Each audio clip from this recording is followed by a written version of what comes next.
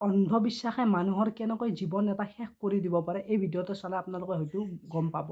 11 নৱেম্বৰ 2025 ৰাতি কমেও 3:30মান বজাত অসম পুলিচে এটা টয়লেট চেপ্টিক টেংকৰ পৰা এনেকুৱা এটা বস্তু উদ্ধাৰ কৰে যিটো তেওঁলোক যোৱা 3 দিন ধৰি বিচাৰি আছিল। BA ফাৰ্ষ্ট ছেমিষ্টাৰৰ ষ্টুডেণ্ট বিপ্লৱী দাসৰ বডি। তাই 7 নৱেম্বৰ দিনা কলেজলৈ গৈছিল আৰু তাৰ পৰা তাই কেতিয়াও ঘৰলৈ আৰু ঘূৰি নাহিল। তাইৰ বডি এনেকৈ এটা টয়লেট চেপ্টিক টেংকৰ পানীৰ তলত লুকাই থৈছিল। টেংকৰ ওপৰত তাই কলেজৰ বহী কিতাপ লগতে এটা পেগা নিউজৰ পেকেট আছিল। ভাবকচোন এটা কলেজ ষ্টুডেণ্টৰ লগত এটা পেগা নিউজৰ পেকেট কিহৰ কাৰণে আছিল?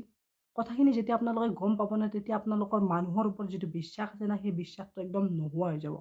এই ঘটনা আমাৰ অসমৰ যোৰহাট জিলাৰ তিতাবৰ গাঁৱৰ। বিপ্লৱী 7 নৱেম্বৰ দিনা কলেজলৈ গৈছিল আৰু কলেজৰ পৰা অহা টাইম প্ৰায় 2-3মান বজাত অনদিনা আহে। সেইদিনা তাইৰ সেই টাইম পাৰ হৈ গৈছিল, তাৰপিছতো অহা নাছিল। মাক দেউতাৰ চিন্তা হ'ব ধৰিলে, এনেকৈ গৈ গৈ ৰাতি হ'ল।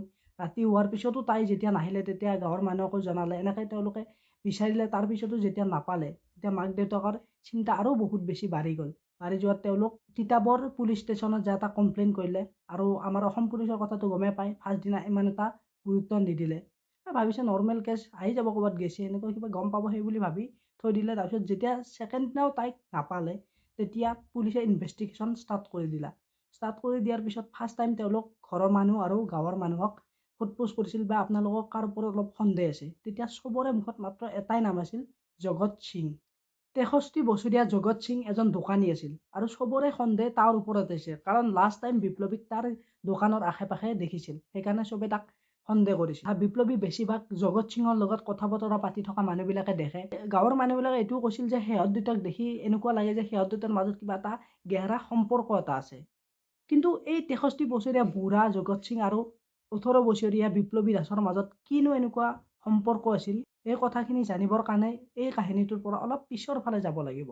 আচলতে এই 63 বছৰীয়া জগত সিং এজন দোকানীয়ে নাছিল। গাঁৱৰ মানুহে তাক মেজিচিয়ান টাইপ ডক্তৰ মানিছিল। জগত সিঙে তন্ত্ৰ মন্ত্ৰ জানে বুলি মানুহে বিশ্বাস কৰে আৰু গাঁৱৰ মানুহৰ যেতিয়া অসুখ বিসুখ হয় তেতিয়া মেডিকেলত কমকৈ গৈ জগত সিঙৰ তাত বেছিকৈ গৈছিল আৰু গাঁৱৰ মানুহে তাক বহুত সন্মান কৰিছিল।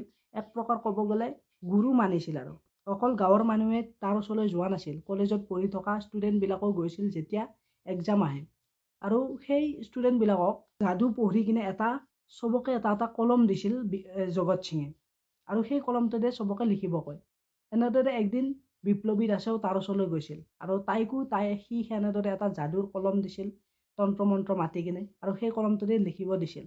একদম আচৰিত কথা এইটো যে সেইদিনা তাৰ এক্সাম বহুত ভাল হৈছিল আৰু ভাল হোৱাত বিপ্লৱী দাসৰ এই জগত সিঙৰ ওপৰত বিশ্বাসটো পুৰা বহুত বাঢ়ি গ'ল আৰু এনেদৰে তাক বৰদেউতাক পাতি ল'লে আৰু এই পাতি লোৱা বৰদেউতাকে তাত যে একদিন মৃত্যুৰ কাৰণ হ'ব তাই কেতিয়াও ভবা নাছিল। লাহে লাহে জগত সিং তাইৰ কাৰণে একদম ঘৰৰ মানুহৰ দৰে হৈ গৈছিল। প্ৰায় 7-8 মাহৰ পিছত বিপ্লৱী দাস মেণ্টেলি ফিজিকেলি বহুত টেনশ্যনত আছিল, কাৰণ তাই প্ৰেগনেণ্ট আছিল আৰু তাইৰ পেটত থকা সন্তানটিৰ বায়'লজিকেল ফাদাৰ আছিল জগত সিং। আৰু এই 63 বছৰীয়া জগত সিঙে বিপ্লৱীক জোৰ জবৰদস্তি কৰি তাৰ জালত ফচাই লৈ কিনে শাৰীৰিক সম্পৰ্ক কৰিছিল। প্ৰায় কেইটামান মাহ যোৱাৰ পিছত যেতিয়া গম পালে বিপ্লৱী প্ৰেগনেণ্ট, তেতিয়া সি বহুত ভয় খাইছিল, কাৰণ তাক গাঁৱৰ মানুহে বহুত সন্মান কৰিছিল আৰু যদি এই কথাটো গাঁৱৰ মানুহে গম পায় তাৰ গোটেই সন্মান ইজ্জত শেষ হৈ যাব। লাষ্টত উপায় নহয় ডক্তৰৰ ওচৰলৈ লৈ গৈছিল এবচন কৰাৰ কাৰণে। 8 মাহ হোৱাৰ কাৰণে ডক্তৰে এবচন কৰিব নোৱাৰে বুলি যেতিয়া কৈ দিলে তেতিয়া সি আৰু বহুত বেছি ভয় খাইছিল, কি হ'ব এতিয়া, মোৰ সন্মান ইজ্জত কি হ'ব। তাৰপিছত সি মনতে এটা সিদ্ধান্ত ল'লে যে মই মাৰি পেলাব লাগিব, তাত বাহিৰে মোৰ একো উপায় নহ'ব। 7 নৱেম্বৰৰ দিনা বিপ্লৱী কলেজলৈ গৈছিল আৰু সি কলেজত যাওঁতে বিপ্লৱীক ফোন কৰি তাৰ দোকানৰ ওচৰলৈ মাতি আনিছিল।